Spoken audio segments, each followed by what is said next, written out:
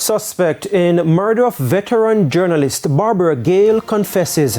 Good evening and welcome to Primetime News. A special welcome to viewers on TVJ International in the Cayman Islands. I'm Giovanni Dennis. Also this evening, no Sting tonight. Popular stage show cancelled at the last minute. We'll tell you why. And shop with a cop. Children in 2 rural parishes benefit from police Christmas treats. We'll also have sports and weather in this newscast, so stay with us. I'll have the news in detail right after this break.